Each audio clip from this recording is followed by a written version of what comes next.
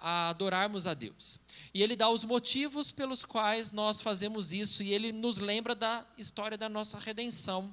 Ele nos lembra de como o Senhor tem sustentado as nossas vidas, de como Deus tem nos livrado do mal, de como Deus tem estendido a sua graça e a sua misericórdia, de como Deus tem sido gracioso, bondoso, generoso para conosco, de como Deus tem enviado bênçãos sem medida sobre nós, de como Deus tem sustentado as nossas vidas, de como Deus é um Deus sempre presente.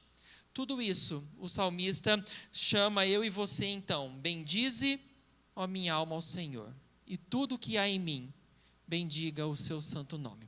E é isso que nós vamos fazer nessa hora. Vamos nos colocar de pé, vamos fazer essa oração, vamos bendizer ao Senhor, vamos agradecer a Deus por tudo que Ele tem feito por nós. Vamos, como diz o versículo 2, não te esqueças de nenhum dos seus benefícios. Obrigado, Deus, por este culto. Nós somos gratos a Ti pela Tua presença aqui entre nós.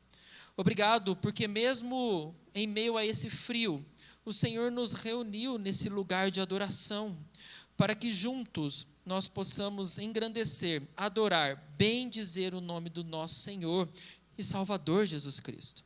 Assim como o salmista nos convida a não nos esquecermos dos teus benefícios, que a gente possa fazer isso, ó Pai, prestar um culto de gratidão a Ti pela sua bondade, pelo seu derramar, ó Deus, de misericórdia sobre nós.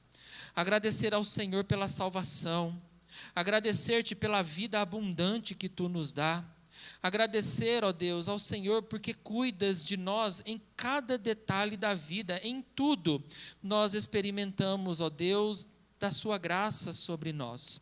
Que esse culto seja um culto para nós sermos alimentados na nossa fé, para que a gente cresça, amadureça na jornada com o Senhor, para que os nossos olhos vejam Deus sempre agindo, atuando em nosso favor. A glória é ao seu nome, o louvor é a Jesus Cristo. Que o Senhor, ó Deus, opere maravilhas aqui nesse lugar. Que o Senhor abençoe cada ato deste culto. Que cada momento, Deus, que nós tivermos aqui juntos, possa Te engrandecer, possa enaltecer o Senhor, possa bendizer o Teu nome que é santo. E que Tu, ó Deus, possas nos abençoar e que a gente possa Te prestar um culto que lhe seja agradável. É a oração que eu faço em nome de Jesus. Amém. A igreja pode se assentar. Convido-os para que abram as suas Bíblias em Filipenses. Carta de Paulo aos Filipenses, capítulo de número 4.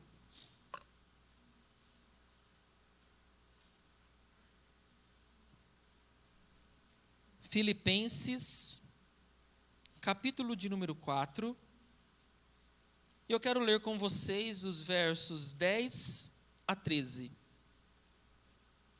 Filipenses 4, versos 10 a 13. Eu gostaria de convidar a toda a igreja para que nós, a uma só voz, leiamos estes versos. Filipenses 4, de 10 a 13, leiamos todos juntos. Alegrei-me sobremaneira no Senhor, porque agora, uma vez mais, renovastes a meu favor o vosso cuidado, o qual também já tinhais antes, mas vos faltava oportunidade. Digo isto não por causa da pobreza, porque aprendi a viver contente em toda e qualquer situação. Tanto sei estar humilhado, como também ser honrado. De tudo e em todas as circunstâncias já tenho experiência, tanto de fartura como de fome, assim de abundância como de escassez. Tudo posso naquele que me fortalece. Esse texto é extremamente conhecido, mas a gente isola somente o versículo de número 13. Tudo posso naquele que me fortalece, e a gente usa isso como mantra, né? A gente coloca no carro, a gente coloca no nosso status das redes sociais, tudo posso naquele que me fortalece, mas sem entendermos o que de fato Paulo está dizendo para nós.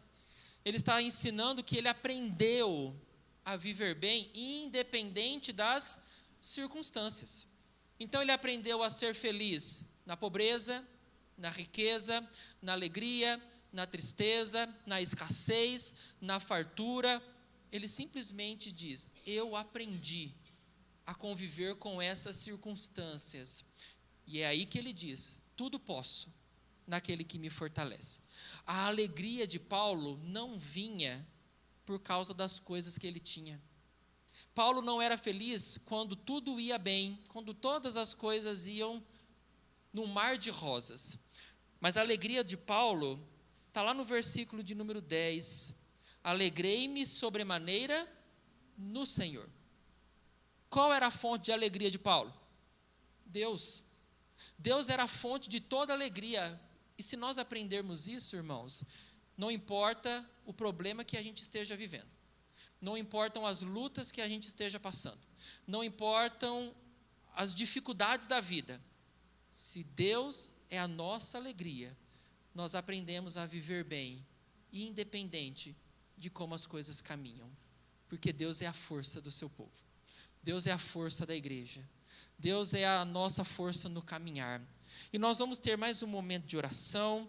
Você vai poder dizer ao Senhor como está a sua vida. Deus já sabe, mas é bom também nós desabafarmos para Deus como nós estamos, confessarmos os nossos pecados, declararmos a Deus a nossa dependência.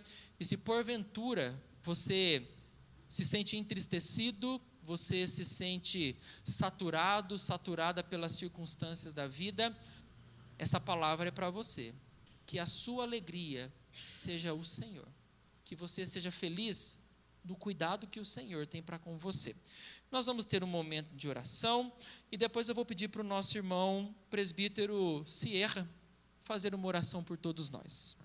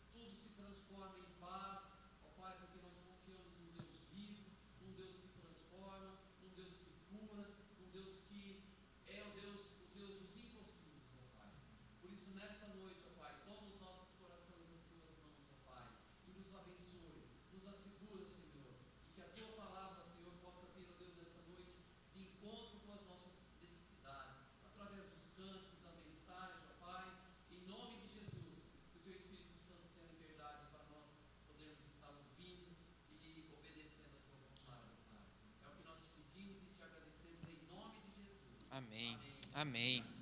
Nós temos aqui uma visitante, está ali sentada do lado da Adriana. Só me lembra o nome dela, Adriana? A Elaine. Elaine, seja muito bem-vinda. Que Deus abençoe sua vida, em nome de Jesus. Temos mais alguém aqui nos visitando? O neto da Wanda, Vinícius. Vinícius, seja bem-vindo. Que Deus te abençoe, meu querido. Em nome de Jesus. Hã? Ele já é de casa, né? Que bom, isso mesmo. Eu queria chamar a Leila. A Leila queria contar um testemunho, um agradecimento, na verdade. Né? A Leila tem estado aqui conosco, temos orado pela vida dela. E ela tem algo para compartilhar conosco aqui nessa noite.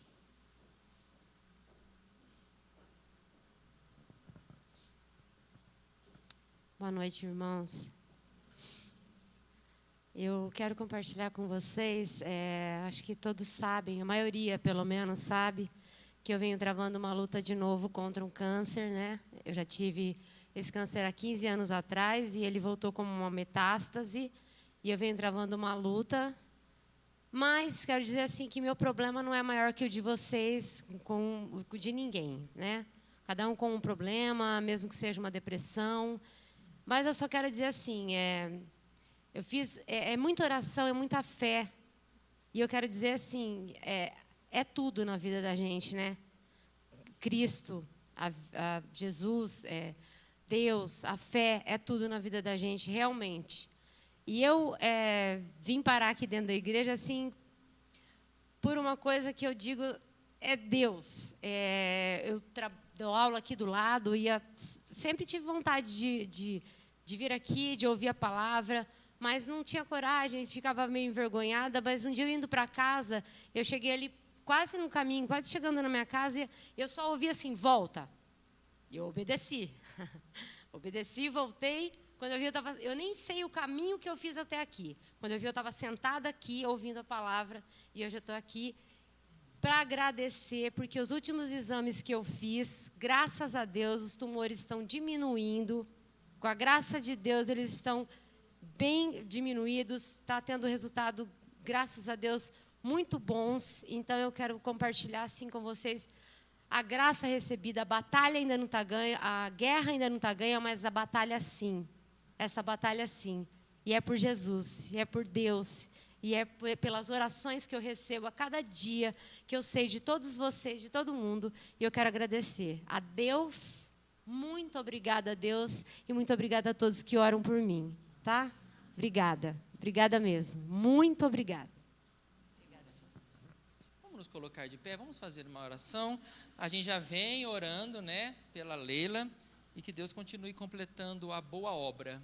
Deus, nós agradecemos pela Leila, porque ela ouviu o Senhor, e aqui ela está conosco, ó Deus. Que o Senhor abençoe sua vida, continue abençoando o tratamento, ó Deus, continue abençoando tudo que ela ainda vai precisar passar. Que a mão do Senhor esteja sobre a sua vida, e que ela continue experimentando da sua graça, da sua misericórdia. Abençoe sua casa, sua família, ó Deus. Sustente-a com as tuas mãos. Nós oramos e agradecemos em nome de Jesus. Amém. Deus abençoe, em nome de Jesus. Ainda de pé, senta não, vamos cantar louvores ao Senhor. Quero convidar o Ministério de Música e vamos cantar juntos o hino de número 63, Conta as Bênçãos. E enquanto o Ministério de Louvor adora, canta louvores ao Senhor, você pode trazer o seu dízimo, trazer a sua oferta, consagrar a Deus com alegria a bondade do Senhor, que você possa trazer isso com o coração alegre, com muita generosidade, sabendo que a sua oferta, o seu dízimo, abençoa a nossa igreja, os projetos e abençoa o reino de Deus. Hino de número 63, Conta as Bênçãos.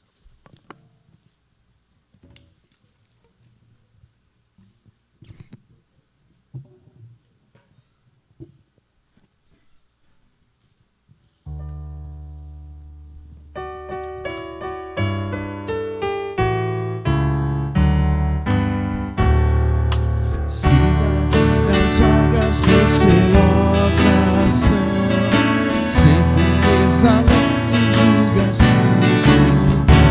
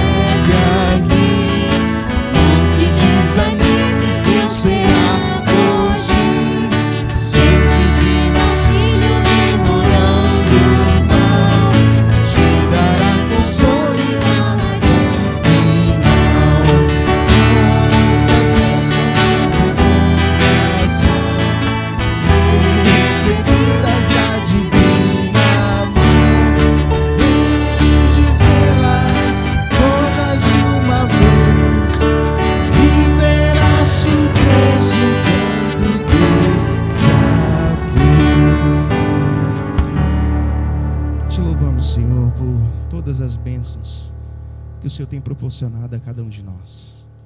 Tu tens sido o nosso guarda, o guarda de Israel, aquele que guarda o nosso coração, o nosso lar, a nossa casa.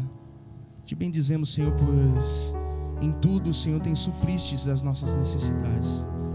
Te louvamos, Senhor, pelos dízimos, pelas ofertas que foram depositadas a gasofilácio, bênçãos do Senhor, para que a tua obra neste lugar seja mantida. Te louvamos, Senhor, porque até aqui a tua mão tem nos sustentado a tua igreja, sustentado o teu povo, Pai. Te louvamos por tudo que tem feito, em nome de Jesus. Amém. Ainda em louvor e adoração, nós podemos declarar que mesmo em meio às lutas, mesmo em meio às batalhas que a vida, Deus tem nos dado paz. É uma paz que excede, que a palavra diz que excede todo e qualquer entendimento, que o mundo não conhece, que só Cristo pode nos dar. Esta paz que sinto em minha alma.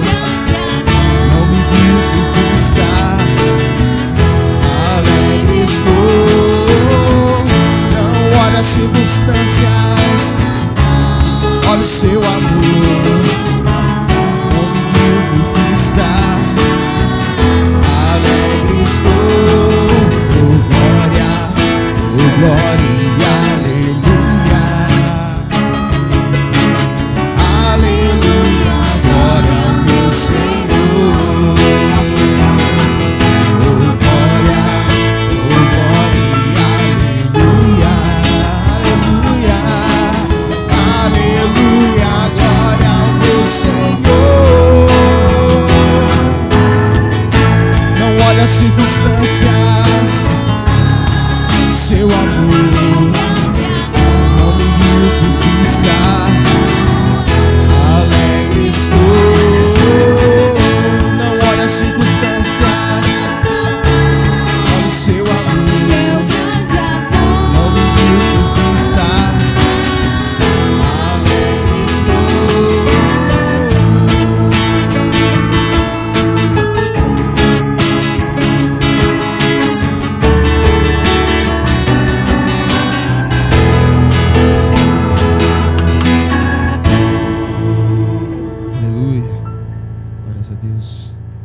possamos olhar as circunstâncias, as coisas, mas mantemos os nossos olhos fixos no Senhor, no alvo, no supremo alvo. E desejar no nosso coração estar perto, cada vez mais perto do Senhor, junto aos pés dele. É o lugar mais seguro que podemos estar. Não há prazer maior do que estar na presença do Senhor. Não há nada que esse mundo possa proporcionar a nós que a presença do Senhor não seja maior. Perto quero estar, Senhor.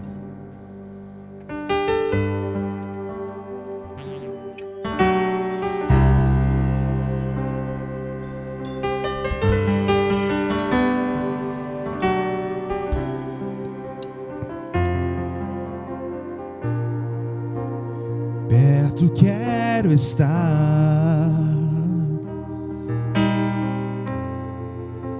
junto aos teus pés,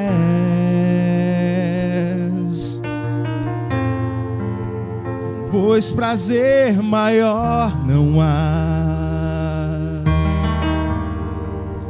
que me render e te adorar.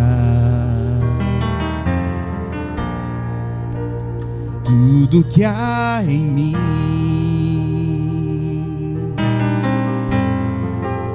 eu quero te ofertar,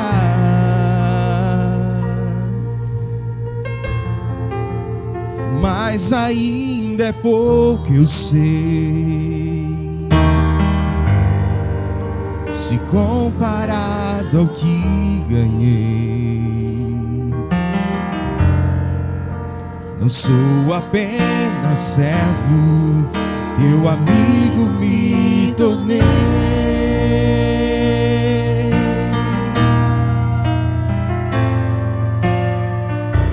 Te louvarei, não importam as circunstâncias,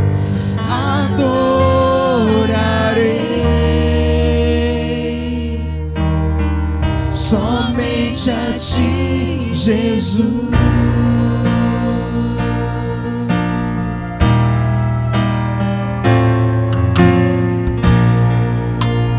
Perto quero estar,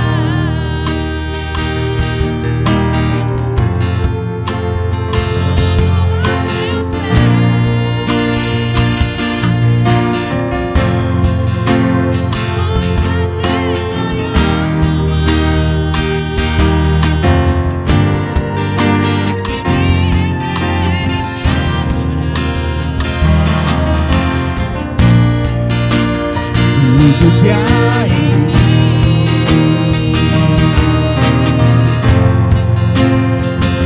te ofertar, mas ainda é pouco, eu sei, se comparado ao que ganhei. Não sou apenas servo, meu amigo me tornei. Te louvarei, não importam as circunstâncias, adorarei. Somente a ti, Jesus,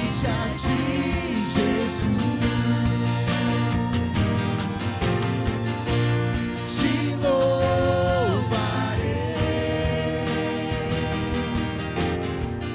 Não importam as circunstâncias, adorarei.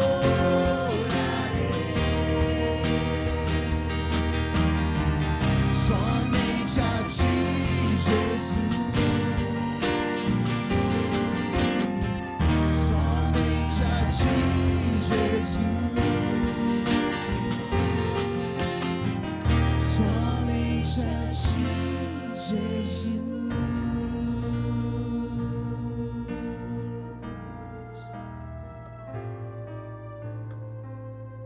possamos adorar o Senhor, Pai, em espírito e em verdade, apesar das circunstâncias a qual temos passado.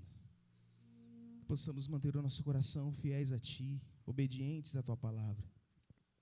Que possamos ser servos fiéis a Ti, Pai, obedientes, em nome de Jesus. Mantém-nos, Senhor, cada dia mais perto, mais junto do Senhor. Em nome de Jesus, fortalece o nosso coração. Faça-nos fortes, Senhor, em meio às batalhas, em meio às lutas. Fortalece o cansado, dá vigor ao que está desanimado, Pai.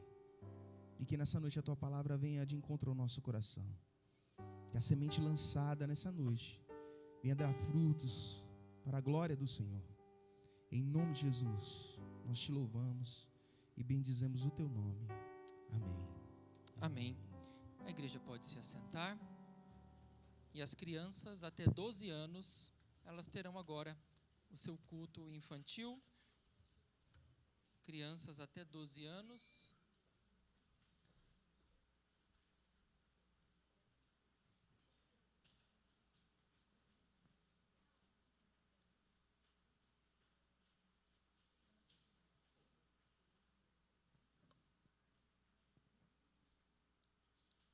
Nesse sábado, nós teremos reunião do presbitério na segunda igreja presbiteriana de Martinópolis. Então, peço aos irmãos que estejam orando por nós, por mim e pelo seu Alberico. Vamos cedo lá para Martinópolis participar dessa reunião, sem saber que hora termina, né, seu Alberico? Sabemos que temos que estar lá 8h30. Agora, que hora que a gente volta, a gente já não sabe. Mas que os irmãos estejam orando por nós nesse momento importante de decisões, que o Senhor nos dê a devida direção para os trabalhos das nossas igrejas aqui do Presbitério de Presidente Prudente.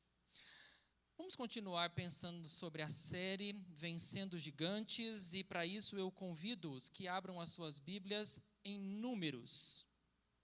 Livro de Números, capítulo de número 13. Livro de Números, capítulo de número 13. Eu gostaria de ler com vocês os versículos 25 ao 33. Números, capítulo de número 13, versículos 25 a 33. Diz assim: Ao cabo de 40 dias, voltaram de espiar a terra. Caminharam e vieram a Moisés e a Arão e a toda a congregação dos filhos de Israel no deserto de Parã, a Cádiz. Deram-lhes conta a eles e a toda a congregação e mostraram-lhes o fruto da terra. Relataram a Moisés e disseram: Fomos à terra a que nos enviaste, e verdadeiramente mana leite e mel. Este é o fruto dela. O povo, porém, que habita nessa terra é poderoso, e as cidades muito grandes e fortificadas. Também vimos ali os filhos de Anak. Os amalequitas habitam na terra do Neguebe. Os heteus, os jebuseus e os amorreus habitam na montanha. Os cananeus habitam ao pé do mar e pela ribeira do Jordão. Então Calebe fez calar o povo perante Moisés e disse: Eia, subamos e possuamos a terra, porque certamente prevaleceremos contra ela. Porém, os homens que com ele tinham subido disseram: Não poderemos subir contra aquele povo, porque é mais forte do que nós. E diante dos filhos de Israel infamaram a terra que haviam espiado, dizendo: A terra pelo meio da qual passamos a espiar é terra que devora os seus moradores. E todo o povo que vimos nela são homens de grande estatura. Também vimos ali gigantes, os filhos de Aná, que são descendentes de gigantes. E éramos aos nossos próprios olhos como gafanhotos, e assim também o éramos aos seus olhos. Obrigado, Deus, obrigado porque Tu estás aqui entre nós. Obrigado porque nós já podemos orar, ler a palavra, cantar. Obrigado, Deus. Obrigado pela certeza que temos de que o Senhor está aqui agindo poderosamente entre nós. E eu peço a Ti, ó Deus, que nossos corações estejam totalmente sensíveis à palavra do Senhor. Que ela possa vir como espada e atinja o nosso coração. E nos converta, e nos transforme, e nos faça caminhar mais perto de Ti. Oramos em nome de Jesus. Amém. Charles Spurgeon, um pastor batista do século XIX, em um dos seus sermões, ele narra a história de um dos mártires que estava a ponto de arder na fogueira por causa de Cristo e do Evangelho de Jesus. E a história que ele narra diz assim: ao juiz que estava dando as ordens para incendiar a pira, disse: quer se aproximar e pôr sua mão sobre o meu coração? O juiz fez. Bate muito depressa? Perguntou o mártir. Mostro algum sinal de medo? Não, respondeu o juiz. Agora ponha sua mão sobre o seu próprio coração e comprove se o Senhor não está mais nervoso do que eu. Pensem nesse homem de Deus, que pela manhã devia ser queimado, mas que estava tão profundamente adormecido que tiveram que o sacudir para despertá-lo. Tinha que se levantar para ser queimado. E, contudo, sabendo que devia ser assim, tinha tal confiança em Deus que dormia profundamente. O que essa narrativa nos ensina? Confiança em Deus acima de toda e qualquer circunstância. Esse homem estava prestes a ser queimado por causa de Jesus Cristo. Mas ele confiava tanto em Deus que mesmo numa hora de grande angústia, ele creu, ele confiou, ele se entregou aos cuidados de Deus. A gente, por muito menos, perde o sono, por muito menos, fica com dor de barriga, calafrio, tem que tomar remédio, adoece, começa a sentir úlceras, tem todo tipo de piripaque que é possível dar num ser humano, por muito menos. Mas essa história, ela nos ensina a confiarmos, dependermos, nos entregarmos nas mãos e nos cuidados do Senhor. E hoje nós vamos falar sobre o gigante da incredulidade, baseados aqui nesse texto de Números, capítulo de número 13. E a história de Números 13 é muito clara, ela é muito objetiva. Começa dizendo que 12 homens são eleitos para espiarem a terra de Canaã. O texto diz que estes 12 homens escolhidos a dedo eram príncipes de entre o povo. Então, não era qualquer tipo de pessoa, era gente que fora selecionada muito bem. Eles foram escolhidos com cuidado, com critério, para executarem a tarefa de espiarem a terra, de avaliarem a situação da terra de Canaã e então fazerem um relatório de tudo o que eles viram ao espiar a terra e trazê-lo para todo o Israel. O povo está diante do cumprimento da promessa que Deus havia feito a Abraão. Qual promessa Deus fez a Abraão? Vou dar a você uma terra onde a minha descendência vai habitar. E agora eles estão no limiar. Eles estão prestes a tomar posse dessa terra que Deus prometeu. Eles haviam saído há poucos dias, há poucos meses do Egito. E agora, como libertos, eles estão prestes a entrar e tomar posse do que Deus havia dado. Depois de mais de 400 anos vivendo como escravos no Egito, eles estão com tudo diante deles para poder entrar na terra que o Senhor havia dado. Apesar disso, esse texto que nós lemos, ele é um dos textos que nos mostra como nós somos incrédulos diante das bênçãos que Deus tem para nós, como nós desconfiamos, como nós somos pessimistas, como a gente não crê no Senhor, como a gente não crê, não confia e não se entrega ao Senhor.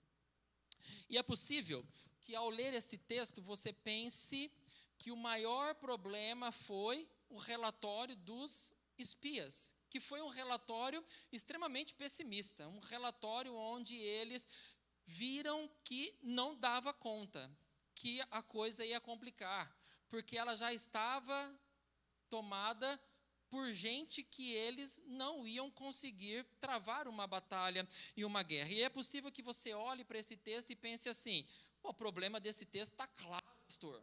O problema desse texto é o relatório que esses caras trouxeram, mas o problema está muito maior. Esse não é o único problema. O problema, na verdade, a incredulidade, ela começa quando eles querem usar métodos humanos para avaliar os métodos divinos. Por que eu digo isso? A pergunta que a gente tem que fazer para o texto é: por que era preciso espiar a terra que Deus estava dando como cumprimento da promessa? Por que eles precisaram se organizar para espiar a terra que Deus prometeu dar? Qual que era a insegurança deles em entrar nessa terra? Qual que é a desconfiança? Por que a gente precisa avaliar as bênçãos que Deus está dando para nós, quando é Deus quem está dando para nós? A estratégia, ao enviar 12 espias para a terra, mostra o quanto esse povo era incrédulo, o quanto eles não confiavam e não criam no que Deus estava fazendo.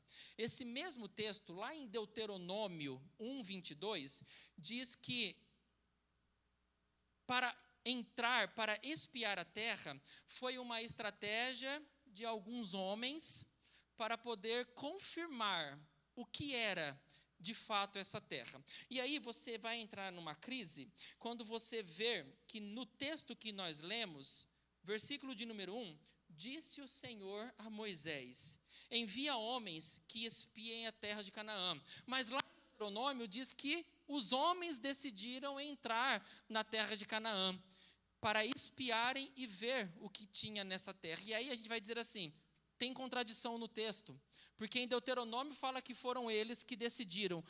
Números diz que foi Deus quem permitiu eles fazerem isso. Não tem contradição nenhuma, não.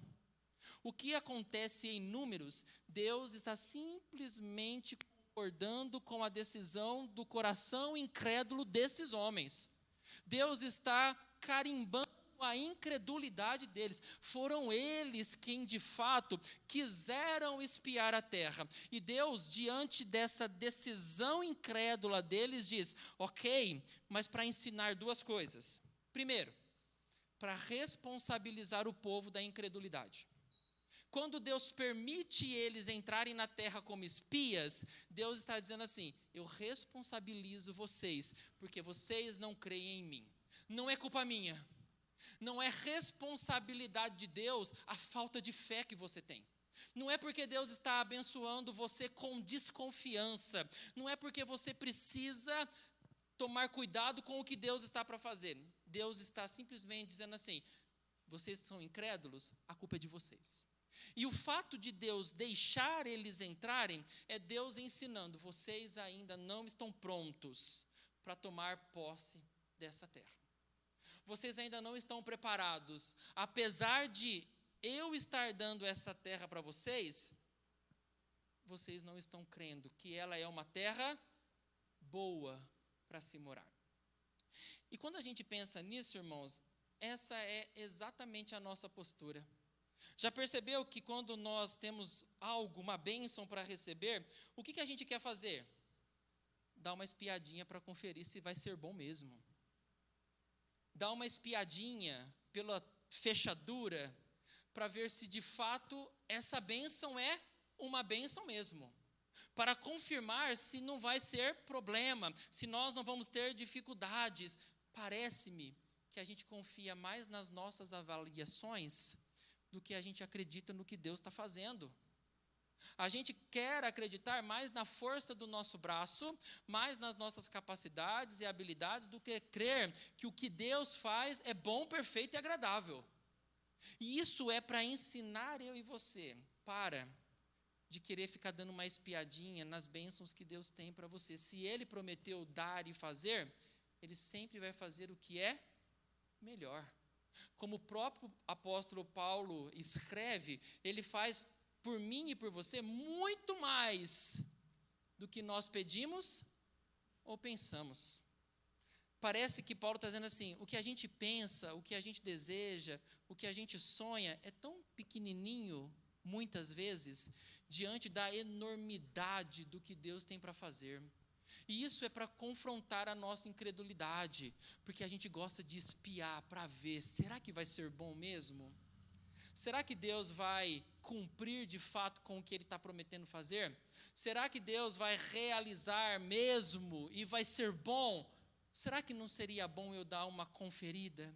Será que não seria adequado eu ir até lá e dar uma espiada para ver se vai dar certo ou não? Isso mostra o quanto eu e você somos incrédulos. O quanto eu e você temos falta de confiança no Senhor. Um texto do Antigo Testamento, lá do livro de Juízes, que a gente conhece muito bem, é quando Deus levanta um homem chamado Gideão para liderar o povo numa batalha.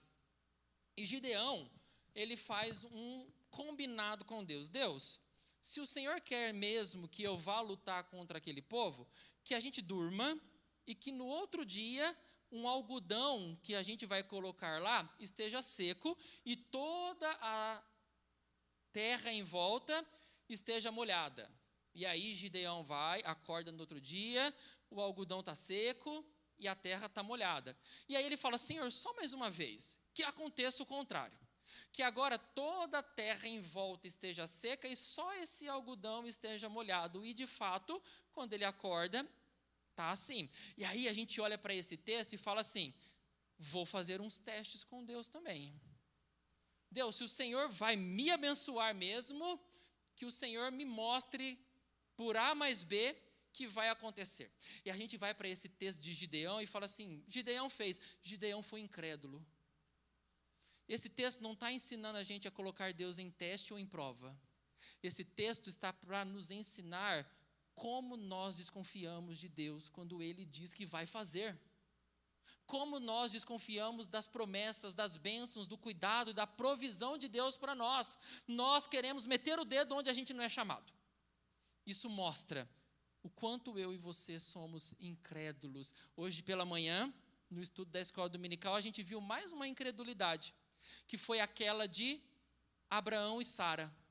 Deus prometeu que daria para Abraão e Sara um filho da descendência, um filho da promessa. Mas quando eles viram que já passavam 25 anos e nada do filho vir, qual foi a ideia de Sara? Toma aqui a minha serva Agar e tenha um filho com ela. Está demorando. Então pode ser que não vai acontecer. E Abraão teve um filho com essa mulher, Agar, um menino chamado Ismael. E o que Deus diz para eles? Esse não é o filho da promessa. O filho da promessa vai ser entre Abraão e Sara. Isso é para nos ensinar, irmãos, para de meter o dedo onde você não foi chamado. Isso mostra o quanto a gente tem falta de fé, falta de confiança de que Deus está no controle, de que Deus está soberanamente agindo em nós e através de nós, de crer com muita fé, de que independente das circunstâncias, Deus está no trono, agindo para mim e para você. Então, a primeira coisa que a gente aprende nesse texto é que o fato de os espias irem ver a terra mostra o quanto eles são incrédulos para crer na promessa de Deus, de que aquela terra era para eles tomarem posse. A segunda coisa que mostra a incredulidade está lá nos versículos 17 e 20, quando a gente precisa de relatório das bênçãos, quando a gente precisa de relatório para analisar, será que essa bênção é isso mesmo que eu quero? Será que é de fato isso que eu desejo? Versos 17 a 20.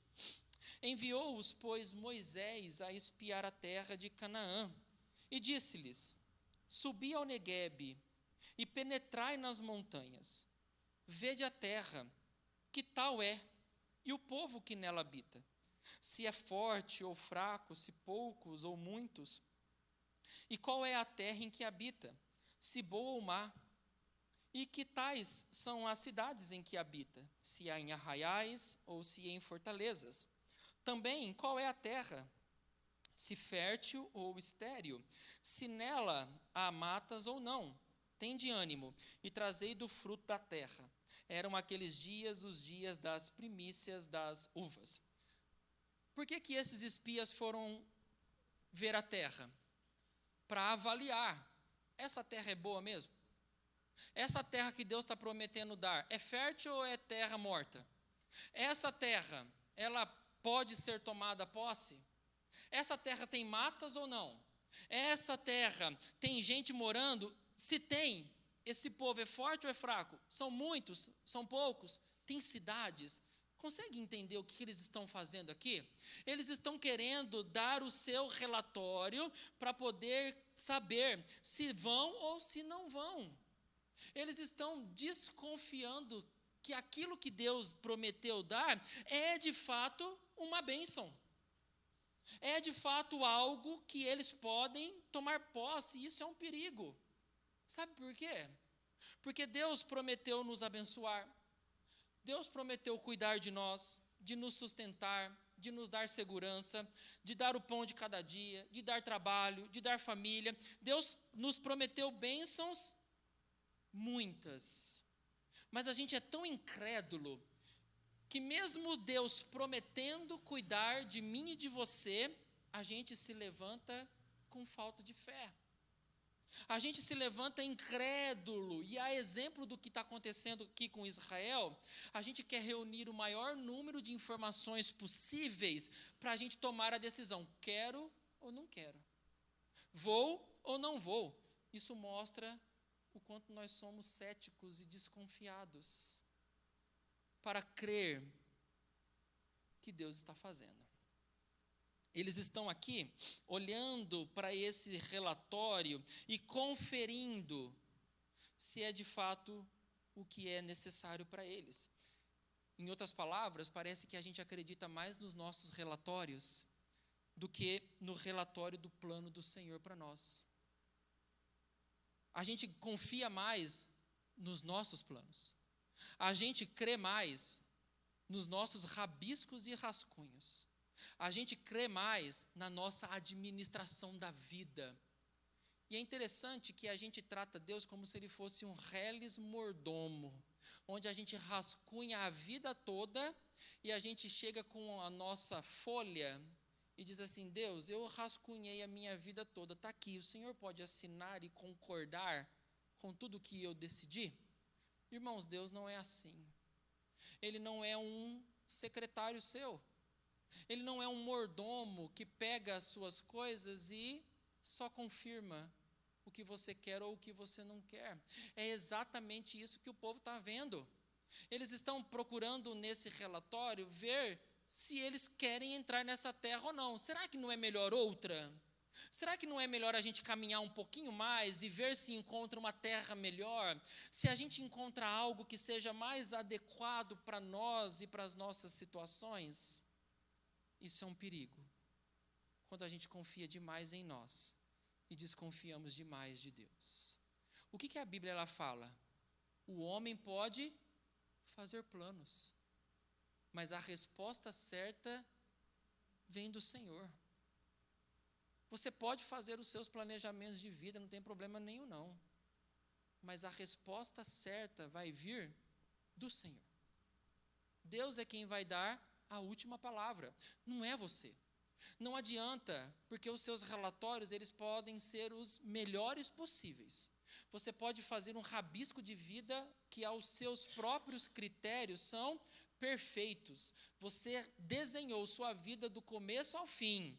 Você decidiu na sua cabeça com quem você vai se casar, quando você vai se casar, o que você vai estudar, onde você vai trabalhar, onde você não vai trabalhar, onde você vai morar, com quantos anos você vai fazer isso, aquilo outro, como vai ser a sua previdência de vida, como você vai se aposentar, onde você vai morar. Não tem problema, pode fazer, mas entenda, é Deus quem vai decidir se vai dar tudo certo isso ou não, porque pode ser que Deus olhe para o seu rabisco e fala: não tem nada a ver com o que eu quero fazer. E quando não acontece do nosso jeito, como que a gente age? A gente age como criança, mimada, fazendo birra, porque a gente quer que seja feita a nossa vontade. E o que Jesus ensinou a gente a orar? Seja feita a tua vontade. Seja feita a sua vontade. Mas quando a gente quer a nossa, a gente mostra o quanto nós somos incrédulos diante do que Deus está fazendo. E então, por fim, os versículos 31 a 33 mostra que nós somos incrédulos quando a gente avalia tudo e todos sem a perspectiva de Deus. Quando a gente avalia as situações e as circunstâncias sem considerar o que Deus tem para dizer. Quando os espias voltam depois de 40 dias, o relatório deles no versículo 27 é: verdadeiramente, mana, leite e mel. Não tinha que ser diferente. A terra que Deus prometeu era a melhor que ele poderia dar. Era uma terra boa, era uma terra fértil, era uma terra onde tudo que planta se colhe. Não era para ter dúvidas. O relatório deles, de fato, correspondeu com o que Deus estava fazendo. O problema foi que 10 desses 12 espias, eles se sentiram fracos. Quando eles viram os gigantes na terra, quando eles viram as cidades fortificadas, quando eles viram os inimigos, o que eles fizeram? Tremeram na base. Eles disseram: nós não vamos dar conta, nós não vamos conseguir, o povo que mora lá é gigante. Eles desanimam diante desse relatório que eles entregam para o povo. Eles ficam desanimados quando eles veem que a capacidade dos inimigos é maior do que a deles. Olha o versículo 33. Também vimos ali gigantes. Os filhos de Anak são descendentes de gigantes, e éramos, aos nossos próprios olhos, como gafanhotos, e assim também o éramos aos seus olhos. Eles se viram como? Como gafanhotos. Em outras palavras, eles se viram fracos. O que é um gafanhoto diante de um gigante?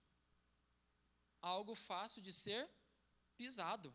Eles dizem: a gente é um gafanhoto. Essa era a percepção deles. Mas eles disseram: e eles também, os nossos inimigos também, nos veem como gafanhotos. Porque eles sabem que são mais fortes do que nós. Eles sabem que eles são mais numerosos. Eles sabem que eles são mais habilidosos. A minha pergunta é: eles tiveram o ponto de vista deles? O inimigo teve o ponto de vista analisado? Onde está o ponto de vista de Deus? Eles nem consideraram o que Deus tinha para dizer. Eles nem consideraram o que Deus tinha para fazer na vida deles. E quantas vezes, irmãos, nós ouvimos ao som do pessimismo que vem do nosso próprio coração? Quando o nosso próprio coração, e a Bíblia diz lá em Jeremias que o nosso coração é enganoso, quando a gente ouve a voz do nosso coração, a gente desanima. A gente olha para a dificuldade, a gente olha para a tribulação, a gente olha para a luta e a gente se sente como? Como pequenos, fracos, débeis e totalmente incapazes. E os gigantes que se levantam contra nós, eles vêm concordar com você. Eles vêm para dizer: você é fraco mesmo. Você é muito ruim de serviço. Você não vai conseguir chegar lá. E aí a gente fica com a nossa percepção e a percepção do inimigo. E a gente se esquece de ouvir Deus. O que Deus tem para dizer sobre nós? Qual é o ponto de vista de Deus sobre a nossa vida? O que Deus está dizendo sobre nós? O que Deus está falando sobre nós? A gente se esquece de ouvir Deus falando comigo, com você. A gente prefere pegar a nossa incredulidade, colocar debaixo do braço e sair com ela. o relatório desses homens só levou em consideração isso. O que eles viram e o que os inimigos viram. Eles não consideraram o que Deus tinha para dizer. E é assim que nós somos, irmãos. Exatamente como Israel. Como estes que sofrem, que choram. Olha o capítulo 14, versículo de número 1. Levantou-se, pois, toda a congregação e gritou em voz alta, e o povo chorou aquela noite. Qual foi a reação do povo diante do relatório da incredulidade? Choraram, ficaram desanimados, pensaram em desistir. Se você continuar lendo o capítulo 14, eles pensaram até mesmo em se juntar para matar Moisés. Eles estão tão atormentados que eles tentam criar agora maneiras de cuidarem da vida, sem consultarem e sem buscarem a Deus. Mas eu sei, irmãos, que Deus prometeu estar comigo e com você. Na palavra, Deus prometeu cuidar de nós, não é assim? Ele não prometeu que estaria conosco até o fim dos tempos? Ele não prometeu que nunca o justo vai faltar o pão? Ele não prometeu que vai cuidar da minha e da sua vida? Ele não prometeu que vai manter eu e você de pé, independente das lutas que venham sobre nós? Não é o que a gente lê em Isaías: se você passar pelo fogo, eu vou passar com você. Se você passar pelas águas, eu vou passar junto com você. Eu não vou te deixar sozinho. Ainda que uma mãe se esqueça do seu filho, eu jamais me esquecerei de ti. Qual é a promessa de Deus para nós? Eu vou cuidar da sua vida. Eu vou sustentar você em todos os mínimos detalhes. Eu vou conduzir a sua vida. Deus prometeu cuidar de mim e de você. E não foi isso que a gente cantou no hino? Conta as bênçãos, dize-as quantas são, recebidas da divina mão. Vem dizê-las todas de uma vez, e verá surpreso o quanto Deus já fez. E eu sei que se eu chamasse um por um, todos nós teríamos muitas bênçãos para contar aqui, né, dona Luzinete? Temos bênçãos sem medidas para contar. Por quê? Porque Deus está cuidando de nós. Porque Deus está suprindo as nossas necessidades. Porque Deus está fazendo coisas maravilhosas e grandiosas. Não precisa desconfiar. Não precisa desacreditar, não precisa ser tomado pelo gigante da incredulidade. Deus continua trabalhando. O que o salmista fala? Enquanto você dorme, Deus está trabalhando. Enquanto você dorme, Deus continua agindo. Deus continua sustentando você. Deus não dorme, Deus não cochila, Deus não perde a mão da liderança do mundo. Então isso é um chamado para mim e para você. Para de ter falta de fé. Para de duvidar de Deus. Para de querer espiar as bênçãos. Para de querer ter os seus próprios relatórios. Para de você desacreditar do que Deus está fazendo. Para de olhar para as circunstâncias e para de se escravizar diante dos gigantes e dos problemas que estão diante de você. E você quer saber o motivo pelo qual nós somos incrédulos? Está lá no versículo de número 2, de Números capítulo 13. Envia homens que espiem a terra de Canaã. Qual que é a segunda sentença? Que eu hei de dar aos filhos de Israel. O que Deus está dizendo ali? Essa terra já está com a escritura assinada no nome de Israel. Deus não depende de relatório de ninguém. Deus não dependia do relatório dos espias para poder decidir abençoar ou não. Deus não precisava do relatório daqueles homens, porque Ele já havia decidido: eu já dei essa terra para vocês. É só vocês irem e tomar posse dela. É só vocês entrarem na terra e vocês assumirem essa terra como de vocês. Quando eles entram, Deus está permitindo eles terem um vislumbre do que está para ser conquistado. Era um momento de festa, era um momento para eles olharem para a bênção de Deus e dizer assim: glória a Deus, o que Deus está nos dando é muito mais do que a gente pensa. O que Deus está dando para nós é uma terra excelente, é uma terra abençoada. Nós vamos ter a nossa família lá, nós vamos ver os nossos filhos crescendo, os filhos dos nossos filhos, nós vamos plantar, nós vamos colher, nós vamos crescer, nós vamos ter cidades, nós vamos ser um povo muito abençoado, porque Deus está cuidando de nós. Essa terra é nossa. Mas a desconfiança fez o quê? Isso não é para nós, não. Esse negócio não é para nós, não. E isso nos leva ao desespero. Isso nos leva ao desespero. Mas que eu e você, em nome de Jesus, sejamos como Calebe. Versículo de número 30. Então Calebe fez calar o povo perante Moisés e disse: eia, subamos e possuamos a terra, porque certamente prevaleceremos contra ela. Calebe confiou em Deus. Ele não ficou olhando para o problema. Ele não viu o tamanho do gigante. Ele confiou que Deus já tinha dado aquela bênção para eles. E ele diz: vamos lá, Deus já deu. Vamos conquistar essa terra, nós vamos vencer. Os inimigos, os gigantes não vão derrubar a gente. Os gigantes não vão ser vencedores sobre nós. Vamos.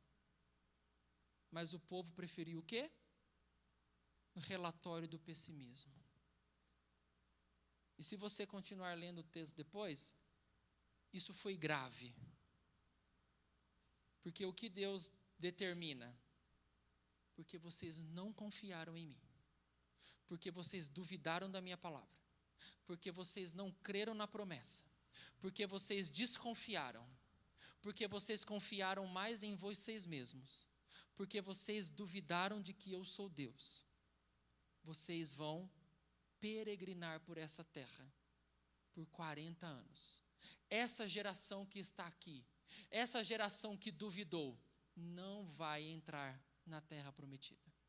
Eles vão ficar mortos pelo caminho, para que aprendam que quando Deus promete fazer, Ele vai fazer. A gente não precisa espiar, irmãos.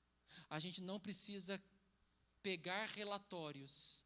A gente não precisa desconfiar, porque quando Deus determina fazer, Ele vai fazer. Isso é um chamado para mim e para você, a crermos mais em Deus, a confiarmos na provisão que Deus dá, a dependermos toda a nossa vida aos cuidados do Senhor. E por fim, irmãos, em Apocalipse, Deus dá para João o privilégio de espiar o novo céu e a nova terra. Deus dá a João, na ilha de Patmos, a capacidade de ver como vai ser a nossa vida na eternidade com Jesus.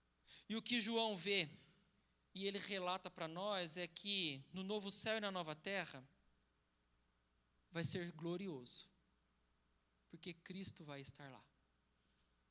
Vai ser uma bênção, porque a beleza de Jesus vai iluminar toda a cidade. Ele vê que nessa cidade tem uma muralha, que é sinal de o próprio Deus cuidando de mim e de você. O inimigo não consegue entrar. Nós estaremos protegidos pelo Senhor. João vê que o fundamento dessa cidade é sólido, porque ela fora edificada sobre Jesus. Ela fora edificada sobre os ensinamentos de Cristo. João vê a igreja do Senhor, os eleitos, adornando a nova Jerusalém. João vê que no novo céu e na nova terra haverá vida plena, alegria e paz. Não vai ter mais morte, não vai ter mais choro, não vai ter mais sofrimento, porque Jesus está lá. Por isso, a minha pergunta é: você crê? Você crê que vai ser assim? Você acredita que de fato vai ser assim? Nós não precisamos duvidar, irmãos. O que nós precisamos é confiar que aquilo que Deus prometeu fazer, Ele vai fazer. Não importa quanto tempo parece demorar. Não importa a dificuldade que você precisa enfrentar. Não importam os gigantes que se apresentam diante de você. O Senhor prometeu e Ele vai cumprir. E quantas bênçãos há registradas na Bíblia. Quantas promessas de Deus há na Bíblia. Ele vai cuidar de você. Deus está cuidando da sua família. Deus está cuidando do seu serviço. Deus está cuidando do seu emprego, dos seus estudos. Deus sabe. Deus está na frente. Ele está conduzindo a sua vida. Assim como Caleb, eia, subamos e vamos tomar posse da terra. Nós vamos vencer. Nós vamos prevalecer. O Senhor dos exércitos está na nossa frente. Amém, irmãos? Que a gente lute contra o gigante da falta de fé. Que a gente lute contra o gigante da desconfiança. E que a gente tenha paz. Paz na nossa caminhada. Eu quero chamar o Ministério de Música para que venha à frente, para que a gente cante mais uma vez essa paz que eu sinto em minha alma. Não é porque tudo está bem. Não é porque tudo está às mil maravilhas. Não é porque tudo está tranquilo. Essa paz que eu sinto em minha alma é por causa de Jesus. É porque eu amo o meu Senhor. É porque Ele está cuidando de nós. É porque Deus está na frente, sustentando a nossa vida. Desconfia de Deus, não. Desconfia de você. Dos seus relatórios, porque os seus relatórios são falhos. Mas confia em Deus. A vitória é nossa, em nome de Jesus. Vamos nos colocar de pé e vamos cantar essa música?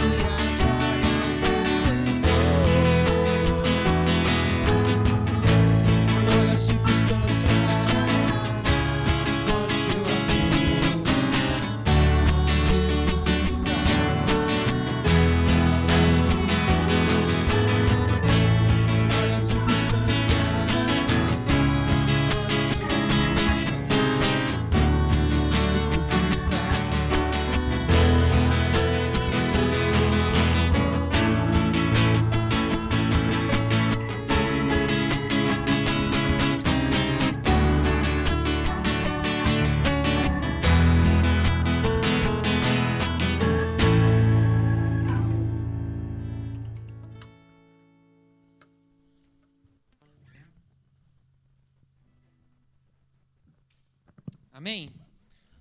Não olhe para as circunstâncias. Não olhe para o problema, nem para as dificuldades, porque o gigante da incredulidade, ele sempre vai dar as caras para nos fazer desanimar, desestimular e desistir. Mas confie no relatório do Senhor. Confie nos planos e nas promessas de Deus para você. Deus está sustentando a minha e a sua vida em nome de Jesus. Vai dar tudo certo. Amém? Que o Senhor dê a vocês uma boa semana. Que vocês tenham uma semana muito vitoriosa em nome de Jesus. Vamos orar? Obrigado, Deus, por este culto. Obrigado pelo teu cuidado para conosco. Obrigado, Pai, pelas bênçãos derramadas sobre nós. Obrigado pela grandeza do Senhor. Obrigado, Deus, por essa reunião. Que o seu nome tenha sido engrandecido e glorificado. Que o Senhor, ó Deus, abençoe o teu povo. Que nós sejamos o povo marcado pela fé. Um povo que crê. Um povo que confia. Um povo que depende de Deus. Não nos deixe ser pessimistas. Não nos deixe duvidar. Não nos deixe ser vencidos pelo gigante da incredulidade que quer nos fazer desistir, que quer nos fazer desanimar, que quer nos fazer desacreditar de que Deus está soberanamente no controle. Não deixe, Pai, nós ficarmos prostrados pelo caminho, mas que a gente possa firmemente confiar no Senhor, mesmo que a gente não seja capaz de ver, que a gente possa crer que o Senhor está agindo, que o Senhor está na frente da batalha, que o Senhor já nos deu bênçãos sem medidas e que tudo aquilo que o Senhor prometeu de fato vai acontecer. Que nós, ó Deus, entreguemos nossas vidas aos teus cuidados, que a gente confie no Senhor e que a gente, ó Deus, viva para a glória e honra do teu nome que é santo. Que tu, ó Deus, nos dê uma semana abençoada. Que o Senhor nos dê vitória, ó Deus, em tudo que nós formos fazer. Que a gente trilhe junto a Ti. E que em todas as coisas a glória seja dada ao nome do Senhor. Que o Senhor sustente a sua igreja, Pai. É a oração que eu faço em nome de Jesus. Amém. E agora, meus irmãos e minhas irmãs, que a graça do nosso Senhor Jesus, que o amor de Deus, o nosso Pai, e que as consolações do Espírito do Senhor estejam sobre todos vocês e sobre toda a igreja espalhada pela face da terra, hoje e para todo sempre. Amém. Amém. Que Deus abençoe sua vida em nome de Jesus.